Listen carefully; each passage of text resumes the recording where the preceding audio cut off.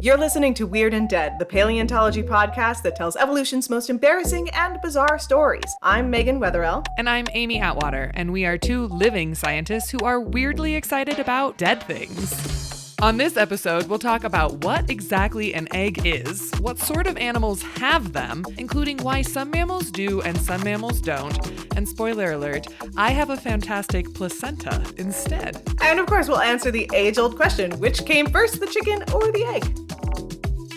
Like always, our podcast talks about some disgusting things, so definitely don't eat while listening to this episode, and check the warnings in the description.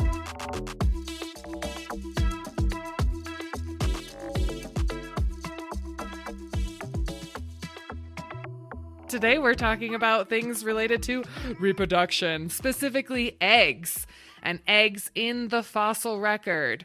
When did they happen? Why did they happen? And who, if anyone, cared for them? Which leads us to, I think, starting with a no-brainer question to get us going of, Megan, what came first, the chicken or the egg? Well, thank you, Amy. I'm glad you asked. But it is obviously the egg, since that was around for a very, very long time before chickens. So eggs evolved a very long time ago, but chickens have a very special type of egg. Their eggs basically, just like your eggs, just like reptile eggs, just like mammal eggs, whether they are real eggs or not, get dressed up in a series of additional membranes. So they're kind of like Victorian style, where they have all of these additional layers. So an egg that has all of these additional layers is called an amniotic egg. And amniotic eggs are something that links a lot of the modern vertebrate animals together, and apart from things like frogs, which lay gelatinous eggs. So amniotic eggs, we diverged amniotes as a group around 310 million years ago. That's when reptiles split off from the things that would lead to mammals. So eggs have actually been around for a very, very long time. Way before the chicken is what you're saying. Way before the chicken. So chicken eggs are kind of the quintessential amniotic egg. They're the thing that we think of the most. They have a hard calcareous shell on top of them, which is a little bit different from other eggs, which are more leathery. And I'd like to give you a mental picture right now of what chicken eggs look like inside of the chicken. Are you prepared? Yeah, I mean, I like to only think about them on my breakfast sandwich or like full of chocolate that aren't real eggs and hidden somewhere. And my mom, I'm like way too old to go on an Easter egg hunt, but she really wants to see it happen. So she puts 20s in the plastic eggs to convince me and my stepbrother while we're in college to go do an Easter egg hunt. It was awesome. We got a lot of bar money. It was great. Wow. That's what I think of when I think of eggs. Eggs, eggs, eggs. Yeah, chickens don't lay hollow eggs or eggs that you can fill with $20. I guess you could fill them with $20. That'd be really difficult, though, because I know with blowing eggs, it's like very small holes in them. So I don't know how you'd get the 20 like rolled up into the egg. That'd be cool, though. It'd be cool. Anyways, okay, so chicken eggs, they take about 26 hours inside of a chicken to go from like beginning egg to exiting the body egg. So on the ovary of a chicken, I want you to imagine the slimiest, wettest looking yolk that you can imagine. No whites, those get added later. It's basically a cluster of yolk grapes on a pink, fleshy ovary. I see how this is going to start. Wonderful. And they are, however big you think they are, go bigger. They're bigger than you expect. So it is almost full yolks. They have thousands of them forming at different levels, but the ovary that I'm looking at in particular has like two super big ones that are ready to egg up, and then everything else is like a slightly smaller size. So it has a lot of variety in there. Amy, do you remember the jelly beans that are covered in nerds that are like encrusted that you get? Oh my God, that you're actively eating right now. Yeah, they look like that. We didn't plan this, but it's after Easter. They're all on sale. She knows they're my favorite. I'm going to eat one in honor of this disgusting description. Yeah. Yeah, so imagine that, but it's like popping inside of your teeth. Like a gusher. Oh, yeah. But Nothing of yolk. Good about a gusher comparison. A yolk gusher. A yolk gusher. I mean, it so sounds anyways, really like nutritionist. Is that a word? Yeah. Nutritionist. Yeah, I mean, if you ate a chicken ovary, You probably have some pretty high cholesterol. Okay, so there's just like, so I'm kind of envisioning like, I don't know, almost like a fiddlehead fern, as they're like unrolling. No. That sounds way cooler. Instead, it's like migrating, right? Like there's the big dollops of yolk at the top, the ones that are ready to fall off and go into the fallopian tube and do whatever fucking other shit they do afterwards. It's like big ones at the top and then medium ones and then smaller ones and then just smaller and smaller and smaller till they're like pimple sized and pimple colored. I do love a runny yolk. I'm not gonna lie. Yeah. So it's so gross to me. So gross. So the yolk of the egg is the more nutritious part, which is why if you eat like an egg white sandwich, it just tastes like sadness. Agreed. And the yolks themselves are the starting point of the egg, and those get passed down through their fallopian tube, or oviduct, I think is what it's called in a chicken. I don't think they have fallopian tubes. And so their oviduct is where things like all of these additional Victoria level membranes are being put on top of it. So you get all of these additional membranes getting wrapped around this beautiful little egg, which is why even though it takes 26 hours for an egg to be formed, there's about a 14 to 18 minute window in which it can be fertilized. I was wondering, I was like, when in this journey does the sperm come into play? Well, just like, I guess, with most reproductive acts, it has to happen before it gets all of the additional clothing layers back on.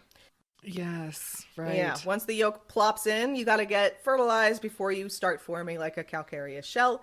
And so that initial phase really is pretty quick. So that's why you have a very short time window as a rooster to make a fertilized egg. I don't know if chickens can hold the sperm inside of their body. Probably lots of animals can. Right. So they might be able to like save it for the next time. But regardless, very short window. It takes, putting a calcareous shell is the longest time period. So it takes like 20 hours, I think, to put on the actual like eggshell coating. So with chickens, do they end up stopping to lay more eggs if they have a fertile bunch? Like we raise chickens to just be constantly producing eggs. What about like other bird? Like, I mean, did they get a biological cue where they're like, okay, stop, or else they would just be like constantly covered in little baby chicks at slightly different stages of development? Yeah, so I think they basically have like a set number that they produce and then sit on. I think it's like 12 to 20 or something. And so once they've accumulated that number of eggs, they will go into kind of a brooding mode. So it's not infinite eggs if they're allowed to brood and raise chicks. So us taking their eggs all the time is why they are still producing more and more eggs, because we keep destroying their sandcastles. Wonderful. Oh, wow. I'm still hungry. I could still totally eat an egg. We've only been sandwich. recording for like 10 minutes, so you just wait. I have some grosser stories at the end. Yeah, chicken eggs have a hard shell. Chicken eggs also have color. So with blue chicken eggs, that coloration is like part of the actual shell. So that comes in super early in the process. Whereas if chicken eggs are brown, that's actually like the last couple of hours before the chicken lays the actual egg. So like brown is a secondary color, which is why to make green, you have kind of the blue color in the whole shell at first, and then brown is laid down on top of that. And that's how you typically make a green chicken egg. Or a green dinosaur egg, because theropod dinosaurs and their descendants are the only ones that are known not only to have like potentially chicken shell style eggs, but also colored eggs. Turns out Deinonychus had blue-green eggs, as did a lot of oviraptors and troodons. That's so cool, because you remember, everyone, birds are dinosaurs. This is not a question to be debated. We're not up for that. We also don't really care that much, except for when it's interesting. Yeah, when I think about like turtle eggs or croc eggs, they're all just like that kind of white. And then those are also tend to be like a softer shell too. So that's another thing that divides like the birds from some of the reptilian scum. Tell us a little bit more about what eggs in dinosaurs look like. I have actually found dinosaur egg before.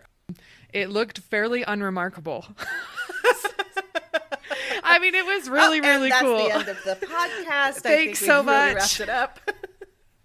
I mean, they were cool. One side was a little bumpier, one side was a little smoother. What I will say is that dinosaur eggs are one of probably the number one pseudofossils that us paleontologists deal with the general public or just with each other.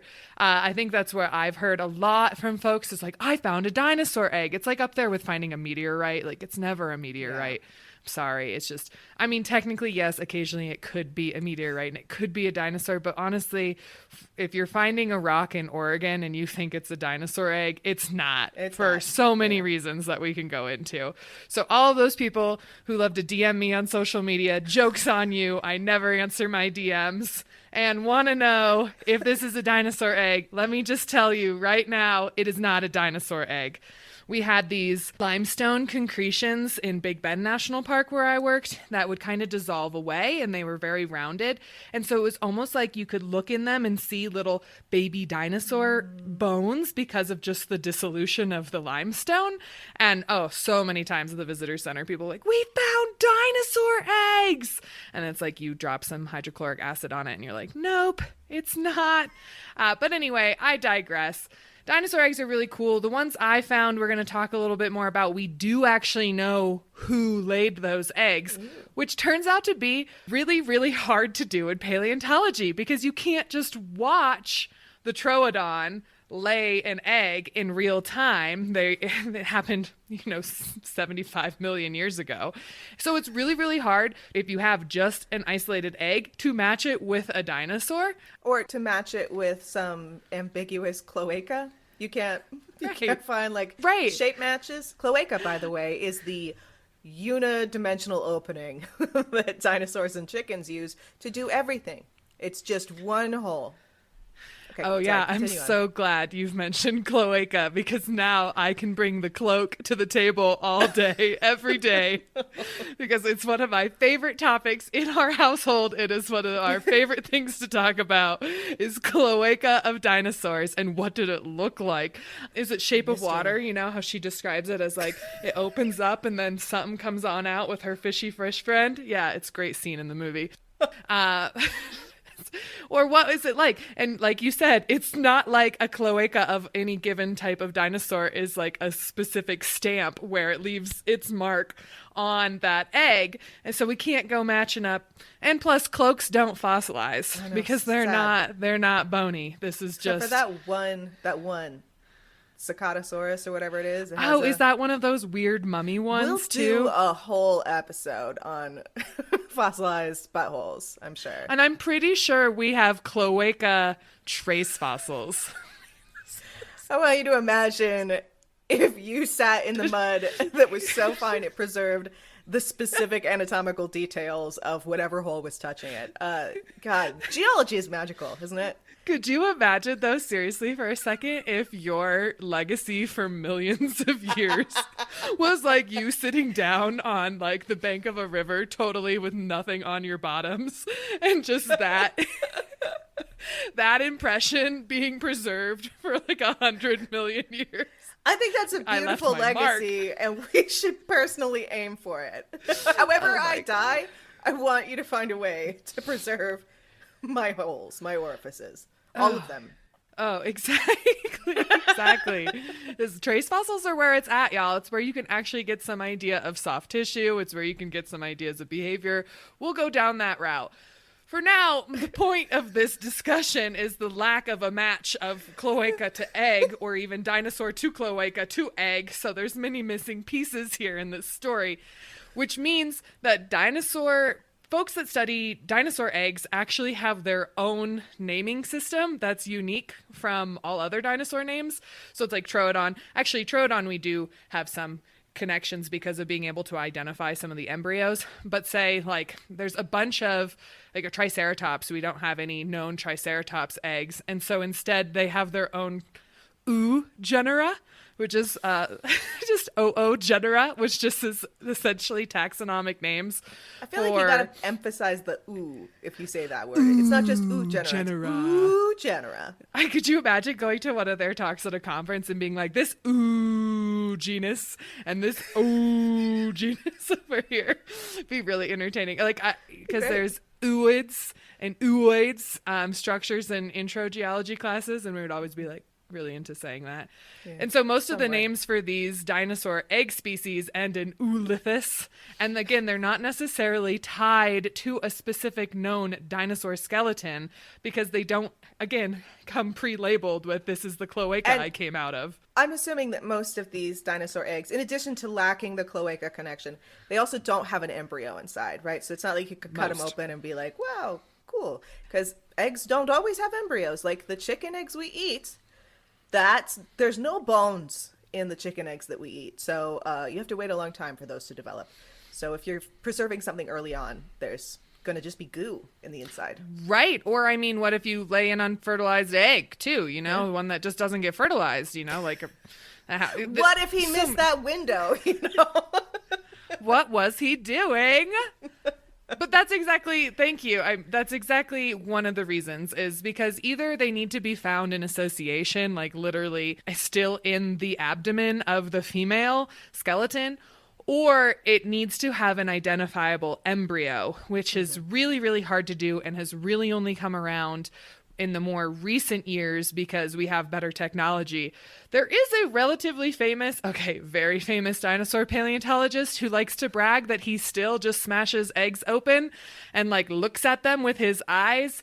And this is not well received by the paleo community when you can now CT scan things and x-ray things and you can synchrotron things, which are all just different ways to get images of inside the egg so you don't have to destroy it to be able to get that information.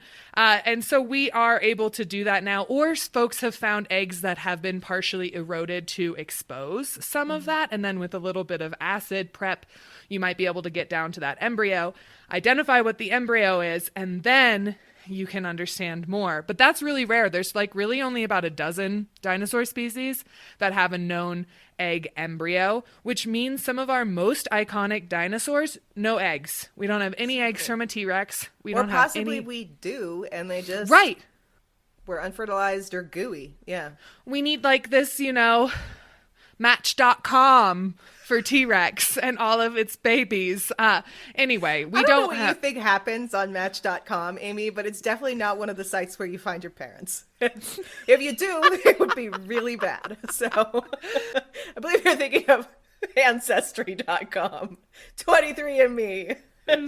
Oh, right. Oops. Yeah. I shouldn't say that because, yeah, both my parents definitely met their current spouses on Match.com. But they didn't meet their family members, which is We did key. find a bonus aunt through Ancestry.com, but again, another. Not Match.com. Hi, baby Atwater. This is Match.com. Yeah, we do need to get sponsored. Probably Match.com will never sponsor us now. We do talk too much about incest. We're already there. We're already there. Exactly. How long is it? Mark the clock. We're at 20 Mark minutes the in. clock. Talking about incest. Oh, man. Well, it is just really fascinating to think that, right, we might have their eggs out there, but again, we don't see an embryo inside. Maybe we haven't had the study to look and see if there's an embryo inside. We've found embryonic T-Rex specimens, but without their egg. Like the egg didn't preserve, but the embryos did, which is crazy too, to think about just the chances of that being fossilized and then even discovered. Some scientists think that it is likely because not all dinosaur eggs necessarily were hard shell, like what we've been talking about so far. They might have been softer shells, like what we see in turtles or crocodiles, that probably wouldn't fossilize as well. So the jury's still kind of out on that. The other way that you would know is if potentially the dinosaur just happened to die on top of it for one or another reasons, right? Leading into maybe your next topic. Yeah, holla, like, I'm sleepy, I'm just gonna, like, die on this nest. Thank you. Yes, one of my favorite stories, because not only is it fascinating paleontology, but it also just gives you a glimpse of what happens when every paleontologist is just a white guy and they don't have a very diverse set of ideas about interpreting fossil discoveries because they all are the same. Anyway, yeah, there's this really cool dinosaur called Oviraptor. I should say Oviraptor.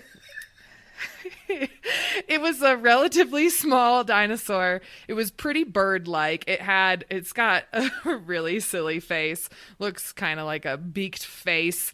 And it had feathers, but it is thought to be flightless. And it lived about 75 million years ago during the late Cretaceous. I know I have to double check about its face. I think I'm just comparing it to others. They have beaks. Yeah, they are look one of kind of like smashed-faced ostriches. Yeah, like a lateral Ostrich turtle. Like an ostrich turtle face. And it's interesting because they're closely related to a bunch of other theropod dinosaurs, which are what we normally think of as our really big, sexy, scary ones like T-Rex and Allosaurus. And then these later lineages of theropods are just these weird bird things that are really adorable and awkward. And they always display them in museums with like their arms out to like show that they would have had wings. But I think they all look like they want a big hug. And I'm always like, I wish I could hug you, because they're just standing there, arms out. I'm like, I'm ready for it. So Oviraptor is one of these weird theropods that is super bird-like. It was discovered for the first time in the early 1920s by a bunch of dudes who were working with the American Museum of Natural History in Mongolia. And they found a skeleton of a small dinosaur on top of a dinosaur egg nest in the Gobi Desert. And when they brought news of this discovery and the evidence back to the United States, they took their discoveries to the president of the AMNH at that time, our friend, the one and only Henry Fairfield Osborn. Don't call him my friend. I do not subscribe to that. But all the material that we get from this one idiot, he's not a total idiot. He just did some really dumb stuff. Anyway, one of my favorite Henry Fairfield Osborn stories is the fact that this is the guy who brought to the world Nebraska Man. Oh, no. Which is literally when he was brought these, like, I think they're pig or peccary teeth, molars, and they're from Nebraska. And when he saw them, he was like, this is Hesperopithecus, the Western ape man, and was fully convinced. Man, bear, pig. It's man, bear, pig. Yes, with no other lines of evidence that somehow a Pliopleistocene ape got to North America. I guess maybe he rafted. We don't know. It's just like this very not well supported. And if he'd, looked at some other samples, he probably would have concluded much earlier on that they were from a pig, not from Bigfoot of the Pliopleistocene of Nebraska. However, that's not how it played out. And I just find that hilarious that, yes, there has been a hypothesized humanoid to evolve in North America, and it's totally BS, and it's because of Henry Fairfield Osborn. So this genius gets handed a whole bunch of dinosaur eggs with a dead dinosaur on top of them, and thinks, what? He looks at them, and he's just brilliant. So he's going, look at the proximity of this dinosaur's cloaca to the nest. No, I'm just kidding. He didn't say that. This president of the AMNH looked at the proximity of the dinosaur to the nest, and he saw that they had these long, slender fingers with some claws, and decided, obviously, this dinosaur had died trying to steal and eat these eggs. And so he named it Oviraptor, which literally means egg Caesar. And he was convinced that they loved eating eggs of this ceratopsian dinosaur there, Proceratops. So think of like a really early Triceratops cousin. And they were just like, yep, look, all these Proceratops eggs are just being mowed down by these Oviraptors. It's just an Oviraptor grabbing like a last minute snack as it runs away from whatever geological event is about to kill it. Exactly. It's like, look at the sandstorm approacheth. Must preserve for the long storm ahead. So it wasn't until the 2000s, 2010 or something like that, that paleontologists were able to actually identify an embryo, going back to the importance of embryos, in one of these mini nests that have been discovered, and discovered that no, it's an oviraptor embryo. This wasn't a murderous, violent, egg-stealing monster. It was just evidence of dinosaurs that actually cared for their young, sat brooding on their nests, and gasp, parentally cared, which is totally contrary to these dudes thinking like, obviously they were trying to steal and eat these eggs, instead of assuming like maybe they're trying to care for them. So that's just an astounding story. This mental image of an oviraptor sprinting away from like a plume or whatever, and then face plants onto a nest. Like that's... And like, that they keep founding it. Like, that's like, they keep finding the same, they keep finding this same association. It's like if we just like had like a tray of popcorn or something, and we just preserve face down in the popcorn. Like, that's what they're expecting to happen, not just once, but multiple times. Yes. And it's just...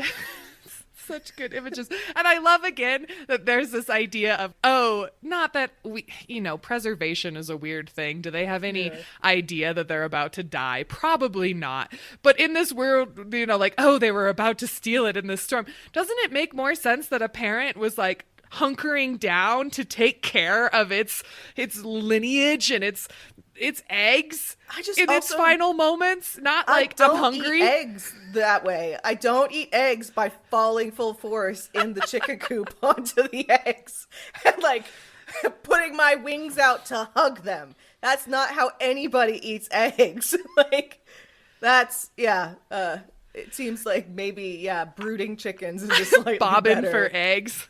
Right? They're not, And I have a feeling that this trope is going to come up a lot throughout this podcast of how we've interpreted certain behaviors or certain functions and anatomical features. And it's funny how often it goes to violence. Always violence, never why? Love. Yeah. Maybe they were trying to take care of their babies. So that story actually, for literal decades, we just assumed that this was this egg thief dinosaur. And it really wasn't until like the past 20 years that we've been able to see that no, it's actually some evidence of parental care. However, that wasn't the first time that parental care has been identified in dinosaurs. We actually had the first evidence of this back in the 70s, thanks to fossils preserved at this awesome site called Egg Mountain in northern Montana. This is where I have been lucky enough to go find dinosaur egg shell fragments. Be unimpressed by them. I think I still got a little emotional because anything can make me a little emotional. It's not like you find a perfectly preserved egg. Sometimes you do.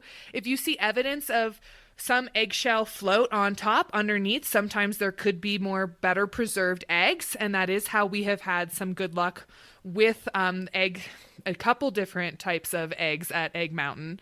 And so the site is from the Two Medicine Formation, which is a late Cretaceous site, or formation time period. So we're talking about 76 million years ago. So before T-Rex and Triceratops, but after Stegosaurus and some other ones from the Jurassic, like Allosaurus and stuff like that. Actually, two women were two of the main discoverers of this in the 1970s, Marion Brandvolt and Lori Trexler. And they found these dinosaur eggs and baby bones, essentially. And what was really significant is not just embryonic, like bones from the eggs like we've been talking about, but also of nestlings, like young dinosaurs, not from the egg, had fully hatched, but weren't out on their own. They were still being clearly cared for by the parents beyond hatching, which was really, really significant and unheard of at this point in dinosaur paleontology. They did end up naming this group of dinosaurs Maiasaura, which translates to the good mother lizard, which is a throwback to, again, the fact that they obviously cared for their young. And you can go see this first Maiasaura specimen on display at the Montana Dinosaur Center if you have a reason to go all the way up there Maiasaura, Oviraptor, these are unique stories amongst dinosaurs because we don't necessarily think of reptiles as being especially attuned to parental care. That's something that we think about more with mammals, but how do eggs and mammals work out for the topic of what we're talking about? I mean, do we, I know I technically have eggs, but talk to me. What are mammal eggs like? Surprisingly, the topic of eggs is very relevant to mammals because mammals do have eggs. All female mammals are carrying eggs. It's just that they look a little different in placental mammals. So things that have a placenta, so things like humans, cows, most of the things that you can think of as mammals if you don't live in Australia, because there are 3 broad groupings of mammalia. There's placentals, which is what you're probably most used to. There's marsupials, which are the things that you see in Australia. They've got the pouches, things like kangaroos. They're so cute. They're so cute. And then monotremes, which are also in that area. Are you not going to say that they're super cute, Amy? That's not your visceral reaction? They are super cute. I just saw on social media this week, #monotreme dream, and my day was made. I was like, who are these people and are they my friends yet? If you think like that, yeah, we should hang out. So monotremes are one of they're the only mammal that still has external eggs, because the eggs in marsupials and in placentals, they undergo some other stuff that Amy will talk about in a second. But monotremes, which are things like platypus, don't say that. No, platypi. Let's just not put an E's at the end of that. I didn't, well. Platypi, beaver ducks, and echidnas, which are spiky, weird-looking creatures with a bill. They're so weird, and their back legs are backwards. It's so weird. They're very I got to strange. feed one once, and it was the highlight of my life. It was amazing. So these are mammals. They still have hair, which is something that all mammals share. They have milk, although they don't have nipples. They just exude it from a patch of skin on their belly. So that's the other thing, is that monotremes, in addition to laying eggs, they cannot suckle. So you cannot feed an orphaned platypus using a bottle. You have to put the milk out on your hand or something else for it to suck it up off of the patch, because that's what they're used to doing. So imagine you produce milk the same way you produce sweat. And you just had more from one particular part of your body. And that's kind of what monotremes do. Oh, I also, when you say they don't suckle, it's right, well, look at the bill of a platypus. And I'm no, I don't what nipple looks like that match. We're talking about matching anatomy here. How does that work? It's long and flat. Like a fissure, instead of it being like a volcano. Oh, God. Okay.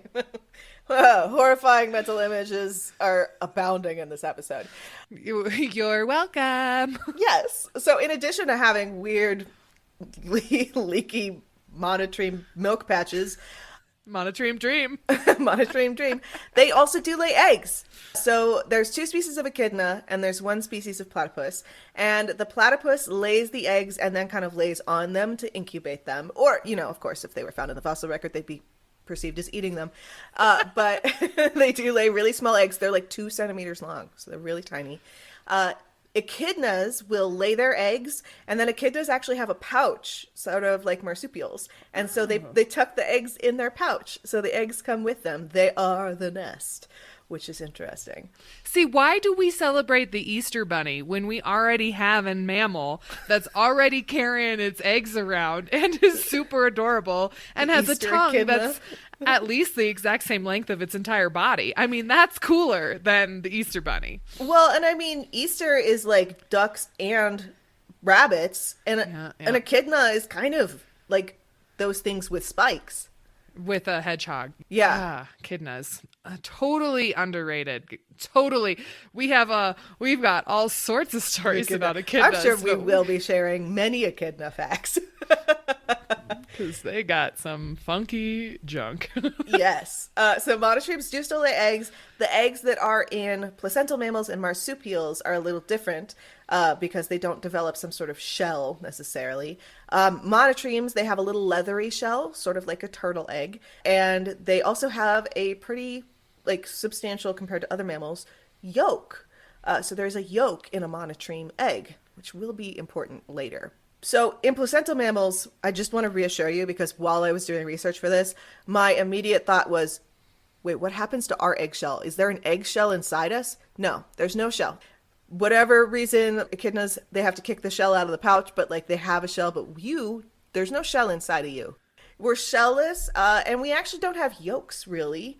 What happens to eggs in people and other placental mammals? You first start with a very, very, very small yolk sac, even in humans, that then over time, as the placenta and umbilical cord develop, the yolk goes completely away because the baby is able to get all of its nutrients and send all of its waste via the placenta and the umbilical cord. So that is what makes placental mammals so special, is the presence of this organ that we make literally just for birth. We create an organ, and here's slippery meat pancakes. Oh, yeah. Spongy. Oh, slippery. I have slipped on them, so. Sheep related. I'm not slip sliding around on human. You have to explain that out of context. That is just. I don't know. Maybe we shouldn't. I know you're a doctor, but I know you're not that kind of doctor. So just. Yeah, I'm a human doctor, and I love to just tear out the placenta and then just play down the hallway. Slip and slide. I've helped out on sheep farms, and the placenta just is it's like the ultimate banana peel, but gross. So gross. And they're just all over the farm when it's lambing season. No one is safe. Yeah, for females, when you're in utero, you have about 6 million eggs in your ovaries that are developing. Around 16 weeks, which is, right at the beginning of your second trimester, you've got like 6 million eggs. By birth, you've got about 1 to 2 million eggs. By puberty, I think you've got about 300,000 eggs. Like that's how you're just like, they're just popping off all the time. They're just, going out. And then yeah, I mean, it's by about, 40 that you're down to like less than 100,000. And then it's just downhill from there until you hit menopause. It's just fascinating. We are little Russian nesting dolls of eggs, whereas men just create their swimmers like every 72 hours or something like that. Ugh. Yeah. Slower than chicken eggs. Oh, I wish I'd never seen that. Ugh. Ugh, if you guys need something to be grossed out by, think about my placenta. Yeah, so eggs are still a part of us warm-blooded mammalian types, and we have a connection to a lot of our evolutionary history through these very important structures that without we would not be able to evolve. If we know what, eggs of birds taste like and whatnot, I mean, what about monotreme eggs? Would those have been even more juicy and delicious because they're, close kin? Okay, so I have looked into this pretty extensively and, again, ruined my Google search history. So, monotreme eggs. They have eggs. They do have a yolk, but my question was, would they taste good? Would they taste bad? What would they taste like? And obviously, you're not going to actually eat them because I think all monotremes are endangered. I think so. So even if they weren't endangered, it sounds kind of gross to me. But again, I've established I don't really like eggs. So this took me down a rabbit hole of what makes eggs taste good and also what eggs can you eat and what eggs can't you eat. And I've got to say, it seems like almost all eggs are edible to a certain point of development. Because there becomes a transition point where you're not eating the egg, you're eating something else with bones. So, or not bones if you're talking about insects. So almost all eggs are edible except for certain, like salamanders. Don't eat salamander eggs. Newt eggs are poisonous. They have tetrodotoxin. Frog eggs, though, you can eat. Do people eat frog eggs? Yes, so people do eat frog eggs, not like a lot, but frog eggs have been described in the many, many weird places of the internet I've checked. Frog eggs are described as being tart and salty, and that seems to happen with any sort of freshwater animal. You're getting a lot of that kind of saltiness, and you're getting a little bit of tart, you're getting a little bit of musky. That's what turtle eggs apparently taste like, is musky. Don't eat turtle eggs though, guys. Just don't do it. Just don't do it. Snakes. I guess snake eggs are really high in omega-3 fatty acids, so they are super fishy. Iguana eggs are described as pretty mild, but they taste kind of like pasta, which makes sense because pasta is actually made with eggs. So they kind of just taste like mild eggs, essentially, but with a worse texture. Who's eating these eggs? Influencers, apparently. That's like 90% of where this information has gone. Snail eggs. You can eat snail eggs. It's called snail caviar. They are salty and, of course, gelatinous. Fish eggs, of course, you can eat. Fish eggs are also largely described as being kind of salty. They taste briny, like the sea. I have had fish eggs, so I don't know why I'm acting like I have never tasted them. I have not. I will not. No. Yeah. So really, it seems like it kind of boils down to some like characteristics of the family of animal or like where it's living. Saltwater animals are almost always described as being pretty salty and briny, whereas freshwater and terrestrial animals are a little less so. It also has to do with the amount of yolk that you contain. So the more yolk, the better, right? yes. Yeah. So fish eggs, for example, part of the reason people love fish eggs is it's just yolk, basically. It's like a large yolky egg. It's a salty yolky egg. So lots and lots of yolk in fish eggs, a lot of yolk in gelatinous eggs. So the difference in yolk ratio is really important. Duck eggs and quail eggs, part of the reason they taste richer than chicken eggs is because they have more yolk. Monotremes, therefore. So platypi, because they are freshwater and terrestrial animals, are a little different, I think, than probably echidna eggs are going to taste. But I'm going to guess both of them kind of a little bit mild in flavor, maybe a little salty, probably taste like shit because they don't have very much yolk in them. Because monotremes, they, even though they lay eggs, the eggs hatch and then they have babies that look just like little gummy bears, like your embryo does, because they're not very far developed, and then they take care of them for a long time after they've hatched out of the egg. So they don't need a lot of yolk because they're not going to be in there for very long, and they hatch pretty quickly. So monotreme eggs, even if you were allowed to eat them, probably would taste kind of like nothing at all. And maybe that's why we still have monotremes, is because, Yeah. I mean, they got started a real long time ago, and maybe having nasty eggs is like a good evolutionary defense too, because then you won't have all the oviraptors falling over onto your... Nobody's face planting into your eggs, monotremes. They're not worth it. No one wants to face plant into your eggs. Though I am sure any opportunistic animal out there, an egg generally is a great source of nutrients because it is packed to take care of a developing embryo, or it's already got an embryo in it and it's, you know, like pre-veal. Yeah. There's a cutoff point for all eggs as to when you can eat them. Well, I do think we will have more opportunities to talk about what ancient mammals and ancient animals, at that matter, tasted like. Yeah. I mean, we also barely touched milk for sure. Yeah. So. What its own can of weird worms. I mean, as you were describing that, all I could see was Meet the Fockers and him being like, "You gonna milk me, Fokker?" Like having it be a platypus being like, "You're gonna milk me."